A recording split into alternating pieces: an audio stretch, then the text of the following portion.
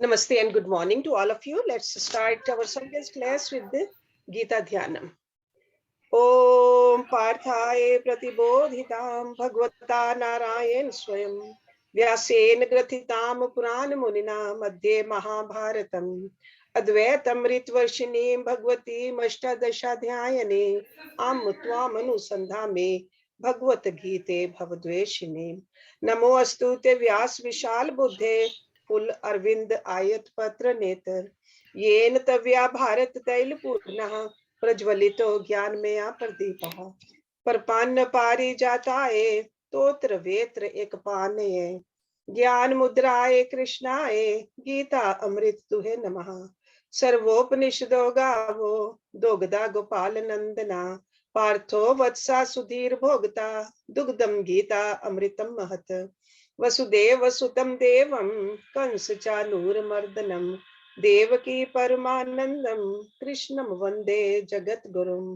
भीष्म द्रोण तटा जयद्रथ जला गांधार नीलोत्पला शल्य ग्राहवती कृपेन वाहने कर्णेन वेला कुला अश्वत्थाम विकर्ण घोर मकरा दुर्योधन अवर्तने सो तीर ना खलु पांडवै रन नदी के वर्तका केशवा पाराशरे वत्सरोजमलम गीता अर्थ गंधोटकम नानाख्यानक केसरम हरि कथा संबोधन अबोधितम लोके सज्जन षटपदे रह ते पिये मानम मुदा भूयाद भारत पंकजम कलिमल प्रध्वंसी न श्रेयसे मूकम करोति वाचालम पंगुम लंघ्यते गिरिम यत्कृपातमं वंदे परमानंद माधवम यम ब्रह्म वरुण इंद्र रुद्र मरुतः स्तुन्वन्ति दिव्यस्तवे वेदे सांग पद क्रम उपनिषदे गायन्ति यम सामगा ध्यान वस्ति तद्गतेन मनसा पश्यन्ति यम योगिनो यस्यन्तं न विदुसुर असुर गना देवाय तस्मै नमः. Chapter 4 Gyan Karam Sannyas Yoga.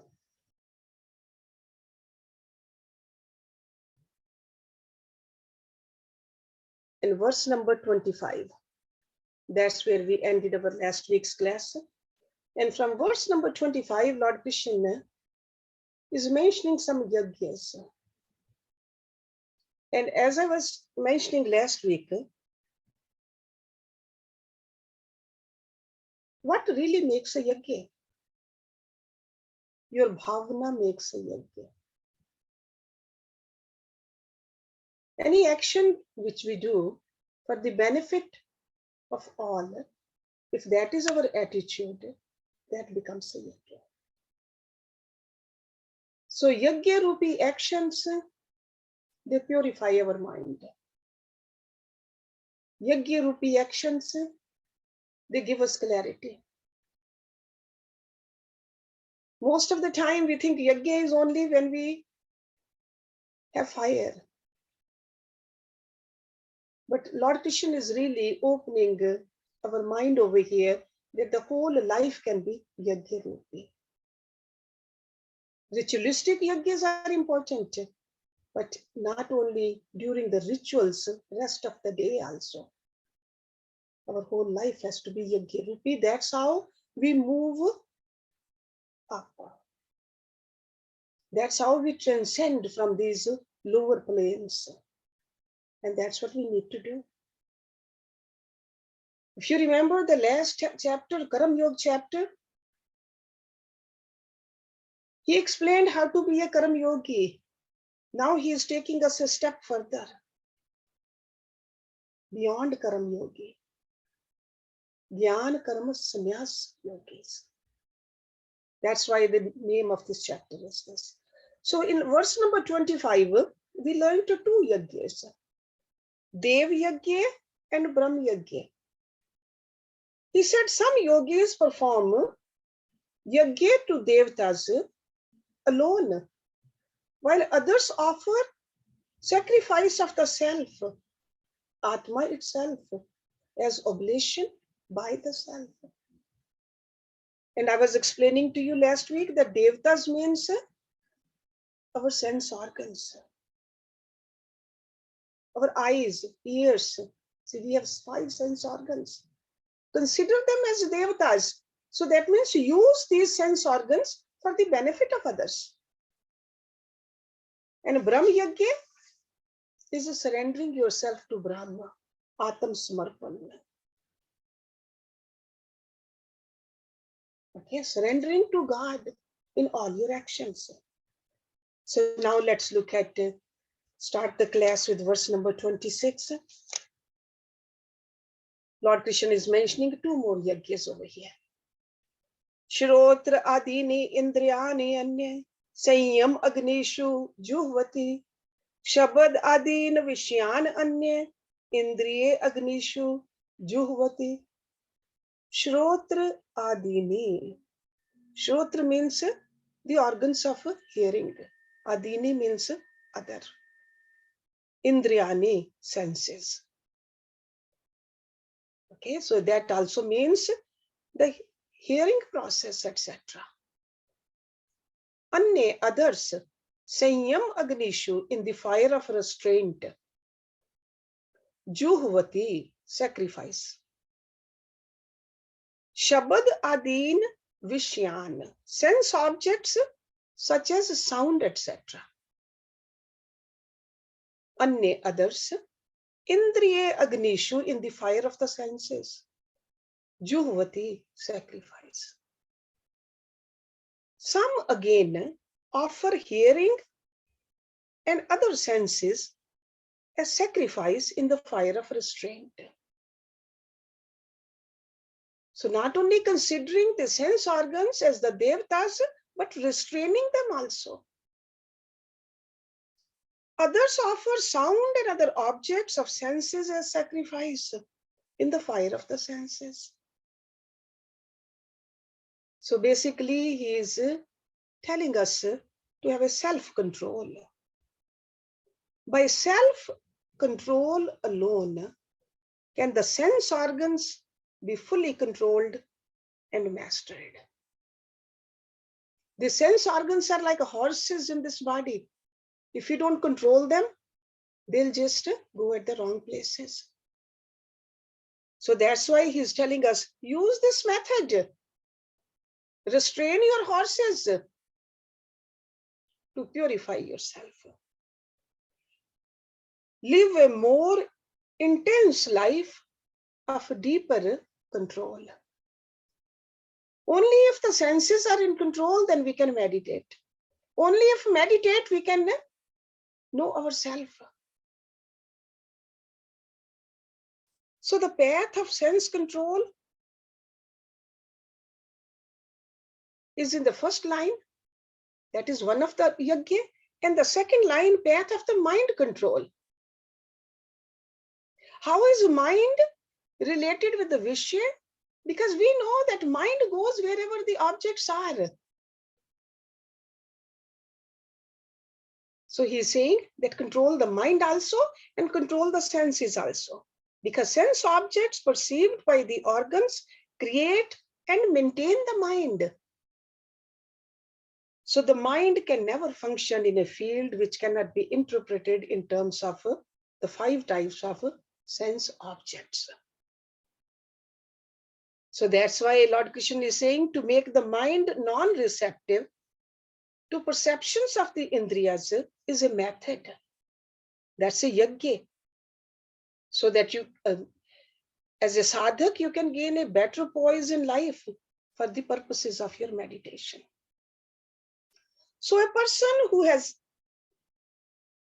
controlled the mind completely, withdrawn it totally from the sense centers, Lord Krishna is saying that is an offering the sound and other objects in the fire of the senses. And why the word fire? Fire transforms the nature of things consigned in it. Fire. Just like in the external ritualistic Vedic sacrifices, it physically consumes and all the oblations offered to it. And in the internal practice, see, this is what he is mentioning is internal practice. This is practice of spirituality. So fire is symbolic. The fire of self-discipline burns the desire of the senses. So on the path of negation of the senses, that is the first line. And the second type is have a full control over your mind. Now in the next verse, he is giving more techniques. Sarvani indriye karmani pran karmani ch apre atam sanyam yogagnyo juhvati gyan deepite. Sarvani, all. Indriye karmani, functions of the senses. Karam indriye. So there's a Gyan Indri, there's a Karam Indri, organs of the senses and organs of the actions. Pran Karmani, functions of the life breath. Pran. Cha means and, apare means others. Atam Sanyam Yog Agnyo, in the fire of the yoga of self-restraint. Again, the controlled mind. Juhvati, sacrifice. Gyan Deepite, kindled by knowledge. Others again. See, when he says others, that clearly tells us we don't have to do all the yajnas. We can choose at any given time one yajna, focus on that, and maybe different times use another yajna. Okay. Others again sacrifice all the functions of the senses and the functions of the breath, the vital energy, in the fire of yoga of self-restraint, kindled by knowledge. Some, inspired by knowledge, offer the functions of their senses, and others life energy in the fire of the controlled mind. So in other words, all the activities of the sense organs, the Gyan Indriya, and the organs of actions, Karam Indriya, are offered into the knowledge, kindled fire of right understanding. And what is that knowledge? This knowledge is the control of the ego by the better understanding of the divinity which we are. That is yoga of self-restraint, Atam Sanyam Yoga. So this yajna is called Atam Sanyam Yoga Yajna. You can also call it a path of discrimination, knowledge. Another term for this is vichar. This vichar is a constant attempt at distinguishing between the limited lot of the ego and the divine destinies of the spirit. So living more and more as the self, not as the ego, is the restraint. So this is a self by the self. Atam Sanyam. And with the senses, why did he mention the Prana Karmani? Because the senses cannot function without the Prana. Without the vital energy, these action organs and the sense organs, they cannot function. So in that sense, he used that Prana Karmani, the functions of the life breath. So there are some yogis who follow the path of discrimination, the Gyan Yoga. That's another term for this, Gyan Yoga. And take the help of the knowledge to withdraw their senses from the world. And what is this knowledge? Knowledge is that this is all temporary. Why do I want to use my precious life, a human life, into the temporary? Run after all that. They engage in deep contemplation, these Gyan Yogis, upon the illusory nature of the world. And the identity of the self as distinct from the body, mind, intellect, and ego. Yesterday in our class, we learned that Adi Shankaracharya is using the word drig and drishya. Identify ourselves with the drig, the seer, then the seen, which is drishya. That is a gyan. So the senses are withdrawn from the world and the mind is engaged in meditation upon the self. Goal is to become practically situated in the self-knowledge. That is the goal. Self-knowledge means, who am I? The seer, the Atma, the soul. The practice of Gyan Yoga requires a very determined and trained intellect. Okay, it takes time in order to really understand and be situated in this.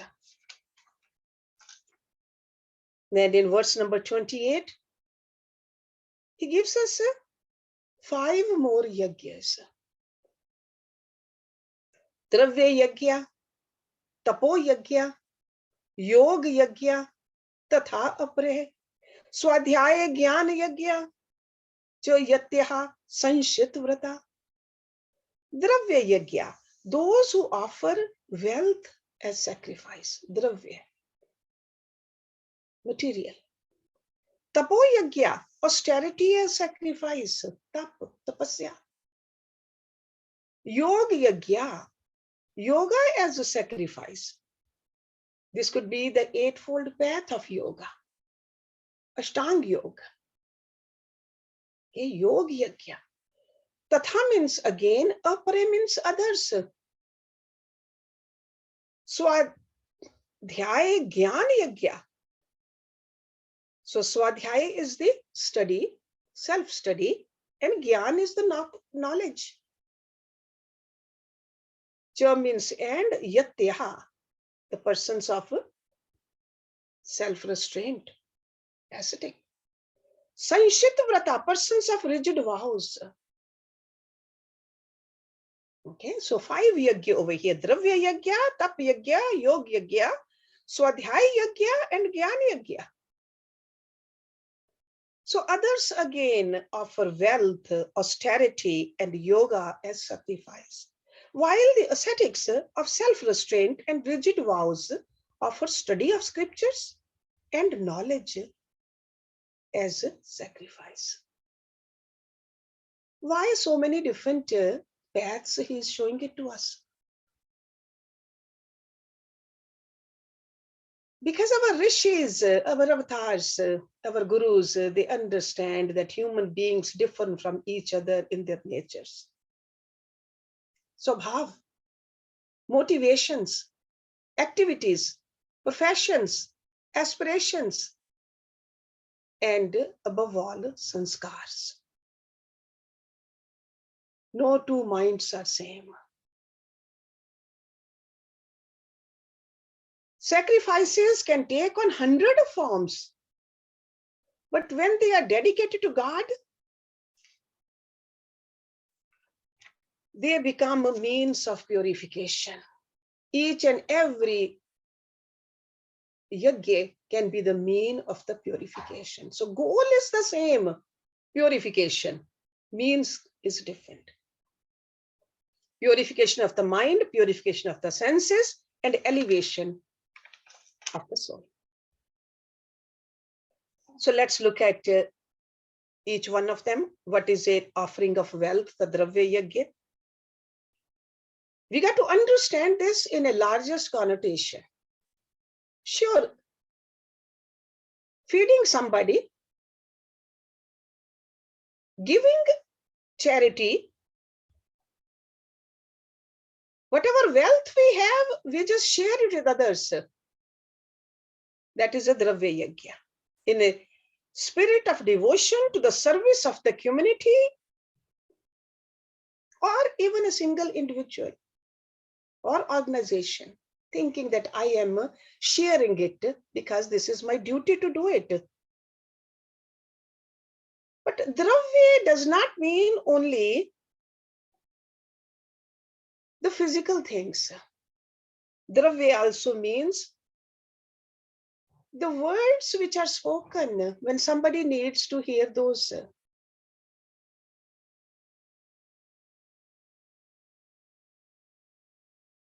Sympathy of a look of love, a smile of true affection, that's also a dravya. So wherever, whatever is needed to help the others, that is a dravya. It's a noble sacrifice, dravya yajna. So definitely to pursue a life of charity, serving the world as best as we can, we all, whatever we have, physically, mentally, and intellectually. That's a dravya yajna. Then tapo yajna. Some people live a life of austerity. We purify ourselves because we are staying away from the luxuries, the comforts. It's not a self-denial, it's a self-purification with the tapa.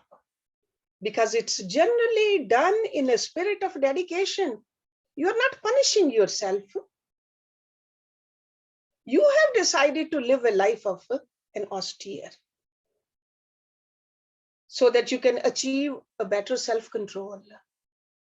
That's it. Tapo yajna. Getting up early in the morning, sitting and meditating. Okay. Eating but little. Instead of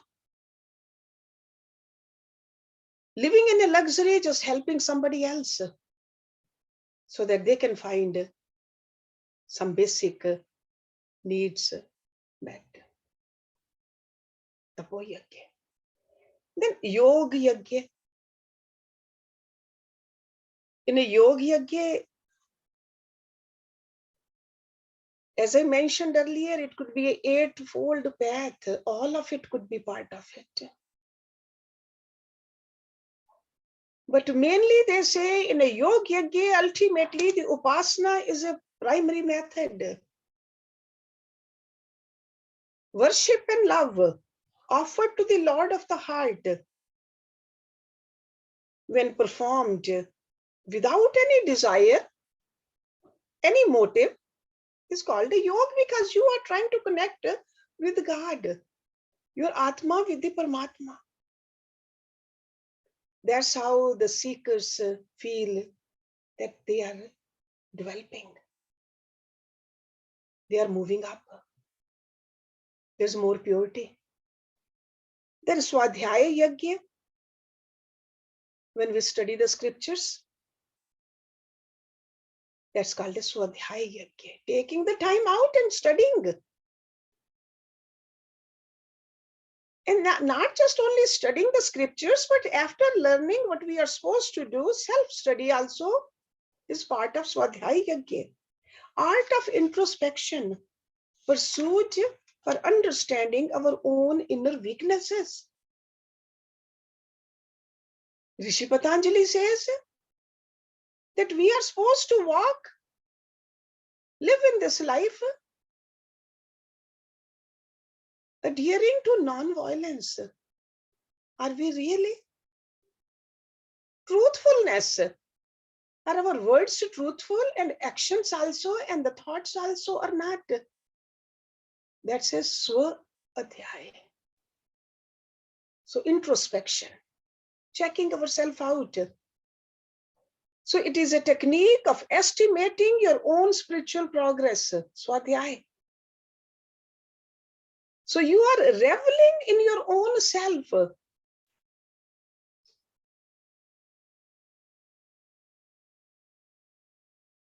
Then Gyan Yoga. So what is the difference between Swadhyaya Yajna and the Gyan Yajna? The sacrifice of knowledge. This is a term given to the activity by which we renounce all our ignorance. Because this whole journey started with the ignorance of Vidya. So bringing the knowledge to that level where we can remove all the ignorance, that is a Gyan Yajna. So renouncing or burning the ignorance in the fire of knowledge. Not just having the knowledge for the sake of thinking that I have knowledge. Is the ignorance going away? And what is the ignorance? Not knowing yourself who you are. Because that is the knowledge. I am Atma, eternal, which was never born, which will never die, which is part of God. That is the knowledge. Anything other than that is ignorance. And with the help of the knowledge, have I reached there? So that's why there are two aspects to Gyan Yajna. One is negation of the false. And second one is the assertion of the real nature of the soul. So that means what I am not and what I am. Both aspects are part of this Gyan Yajna. So then all these 5 yajnas of self-development can be practiced only if there's a rigid determination. And there has to be an enthusiasm also. Inexhaustible enthusiasm we need to consistently apply to reach this great goal. So that's why he uses the word over here in this verse, yatyaha sanshit vrataha. Rigid vow without any doubt. And then sincere and consistent, that is what yatya is. So practice needed to be done with sincerity and consistency. Okay, so a beautiful verse where at least we can understand some of it. And then after understanding, we got to do the sadhana. Sadhana. Okay, so all these different yogis, as I said earlier, it's not to confuse us. It is these great rishis, they understand that two minds are not same. So whatever works for us, try to use that. And there is some overlapping also in there. Okay, it's almost like when you do this, the other also needs to be done. If somebody says, sure, I want to do the Dravya Yajna, but that doesn't mean the person will stop there. You need to control your senses in order to do the Dravya Yajna also. So they're all interconnected because our personality has the sense organs also, action organs also, prana also. And we live in this material world also. We all acquire the knowledge also. So they're all interconnected. But we can focus on one at a given time, any given time. Now in number 29, he's giving us the 11th yajna. Apane juhvati pranam, prane apanam tatha apre, pran apan gati rudva, pranayam prayana. Apane, the outgoing breath, apan. Juhvati, sacrifice. Pranam, incoming breath.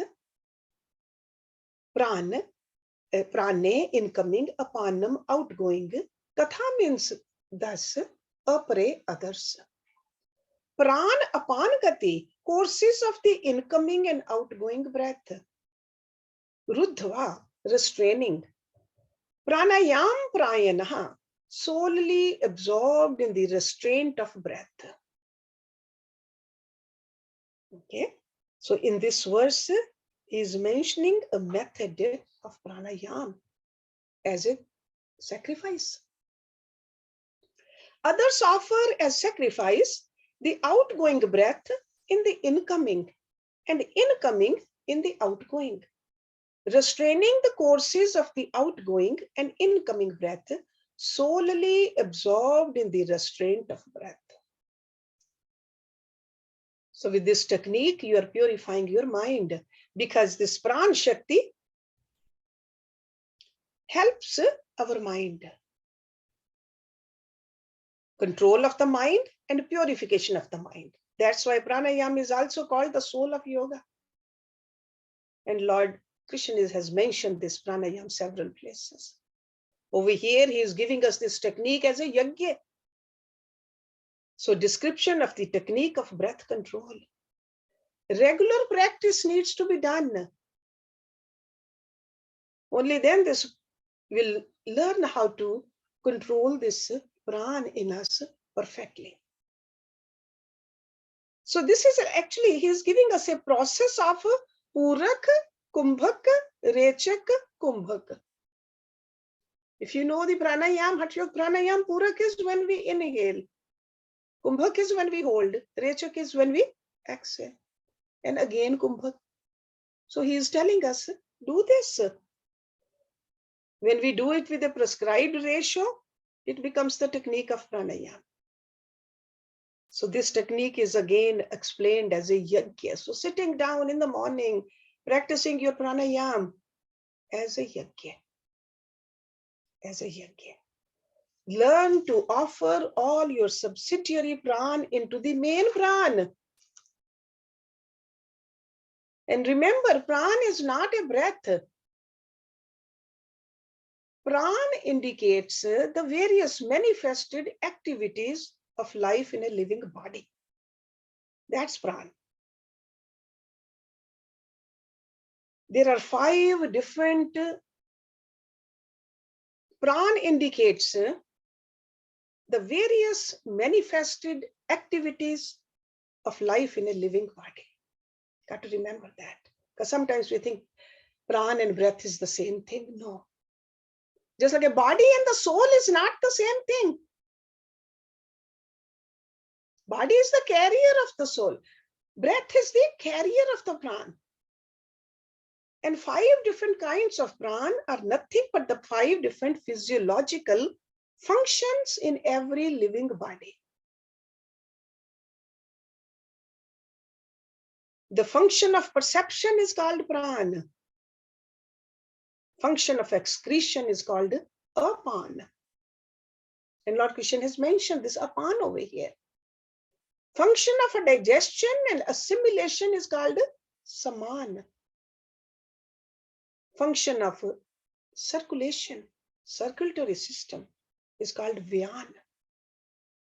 And the capacity in a living creature to improve himself in his mental outlook, intellectual life is called Udan.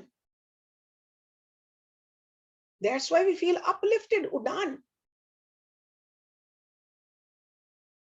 So these activities of life within, which ordinary person are quite unconscious about. When we bring all this in our perfect control through the process of pranayama, Lord Krishna is saying that's a yajna. It's a yajna. Because this is a great help to a meditator.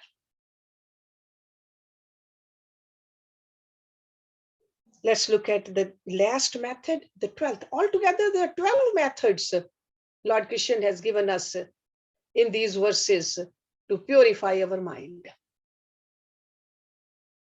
Apare niyat ahara, pranan praneshu juhvati, sarve api etaha yajna vida, yajna kshapit kalmashaha. Apare, other persons. Niyat ahara, regulated food. Pranan, life breaths. Praneshu, in the vital ears. Juhvati, sacrifice. Sarve, all. Api, also. Ete, these. Yajna vida, knower of yajnas, knower of the sacrifice. Yajna kshapit kalmashaha, whose sins are destroyed by sacrifice. Others with well-regulated diet, niyat ahara, offer vital layers in the vital layer. All these are knowers of sacrifice, whose sins are destroyed by sacrifice. So what are we sacrificing? We are sacrificing the lower attachment to these worldly spheres. That's what we are sacrificing. Letting go of the lower and reaching the higher. You are just moving your frequency into the higher planes. That's why it's called sacrifice. Okay? So, through systematic regulation of our diet, niyatahar, a person can come to gain a complete mastery over himself. And the appetites and the passions also. So it's not only for the food. Food is, sure, there's a food we eat through the mouth, but there's a food eaten through other senses also. So we got to control our passions, our appetites. So these ancient rishis, so well perfected their knowledge, and they are showing us how through regulating, dieting, our character, our behavior, ultimately our cultural quality can be purified and raised. What we eat, how we eat, how much we eat, it not only affects our body, it affects our mind also. We all know that. We need to be just a little bit sensitive about it. So that's why Lord Krishna over here, he says, regulate your food. So knowers of yajna, meaning all those who know the art of living. So yajna really means art of living. So these are the techniques to improve your life. Because when we practice them in a spirit of self-dedication, with a selfless enthusiasm, we can definitely get benefit from it. These methods and techniques, but by themselves do not promise that we will reach to the Supreme. So in other words, these practices are the means to improve yourself. They are not the goals by themselves. Sufficiently long period of time when we practice, we can definitely, he says, purified of their sins. And what are the sins? Sin is a wrong pattern of thought channel that is etched in a mind, which has been created by a deluded ego. When the ego has extremely misunderstood its consequent attachments with the body and the sense objects, that is a sin. It's a flaw. Sin is a flaw. Sin is an obstacle. And as a practitioner, we need to cross that obstacle. It was etched by us, by our lower self, which is called the ego. So now with the help of these yajnas, we have to remove that. These are also called sinful vasanas. They make the ego act like an animal. That's how bad they become. So these practices, which he has mentioned, 12 different practices, they will help us wipe clean the existing wrong vasanas. And we are creating a new channel of thoughts in our mind. So that's why I was saying this is a means, not the goal.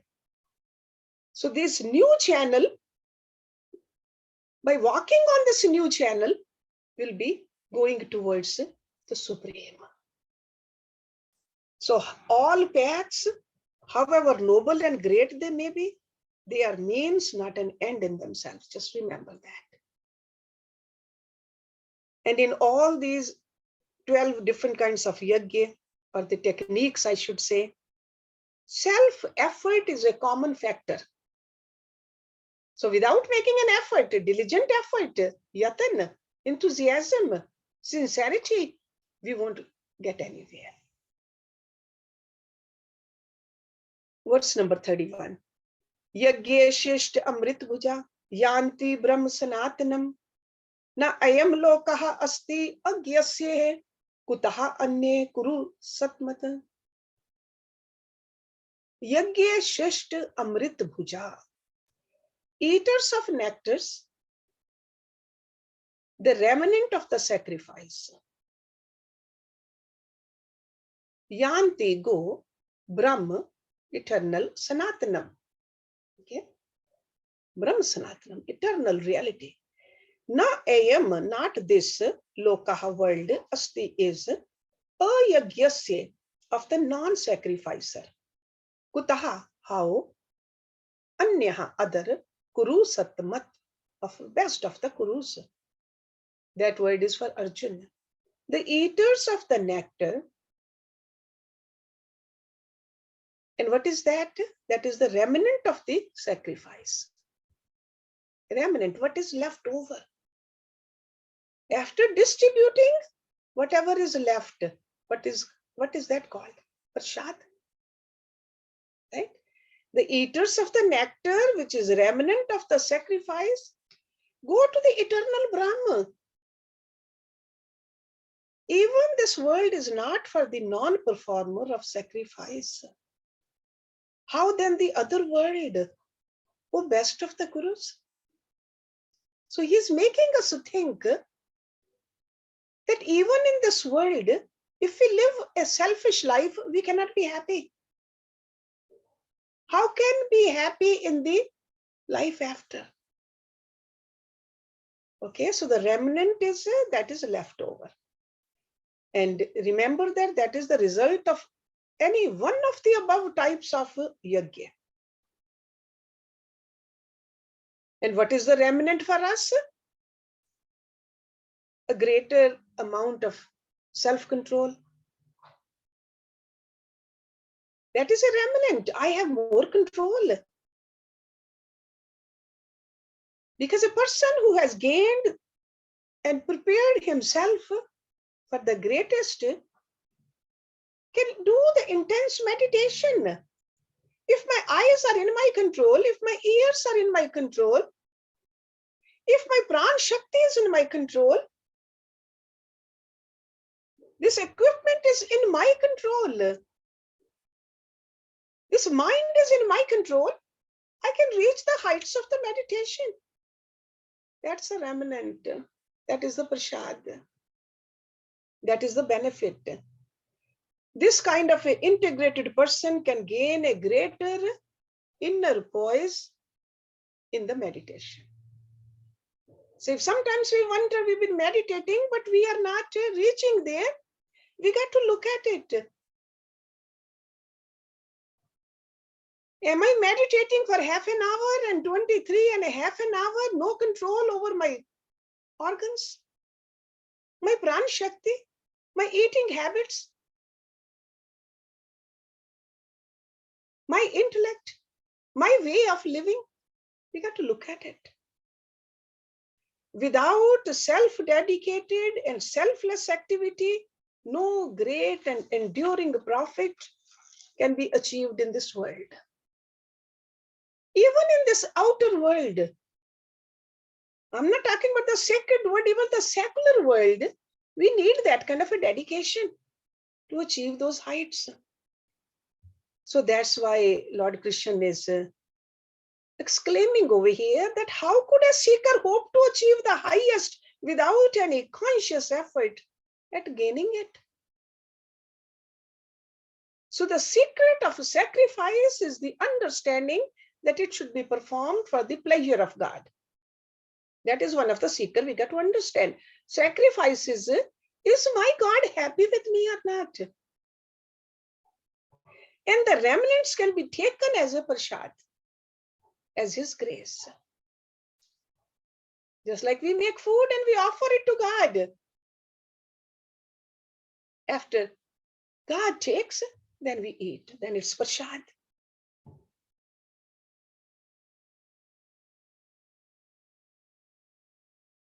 After listening to all this, there could be two questions in our minds. This intellect in ours likes to question. Can all these different paths lead us to one and the same goal? Or do they lead to different goals? Performer of the Dravya Yajna, performer of the Swadhyaya Yajna, performer of the Gyan Yoga, or the Tap Yajna. So many different yajnas. Are they all going to different places? The second question can come into our mind is that is it just a mere intellectual theories propounded by Lord Krishna himself in the middle of the war just to encourage Arjun to wage the war? Or there is any other original contributor to this philosophy? Lord Krishna must have seen these questions, excuse me, on Arjun's face. So that's why in the next verse, he's very openly, directly answering these doubts. And we will look at it next week, how Lord Krishna is answering that. So today we have concluded these 12 yajnas. 2 we did last week, 10 we did today. But remember, the aim of this yajna is to purify our mind. So if we are following this path, we got to keep an eye. Is my mind becoming pure or not? Okay. And pure mind is a calm mind. Because if somebody says, how do I know?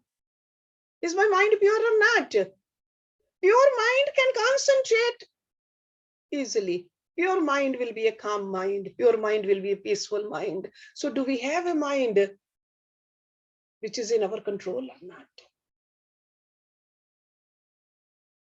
So we'll start our next week's class with verse number 32. Om Purnamada Purnamidam Purnat Purnamudachyate Purnasya Purnamadaya Purnameva Vashishyate. Om Shanti Shanti Shanti Om. Thank you very much for joining. See you next week.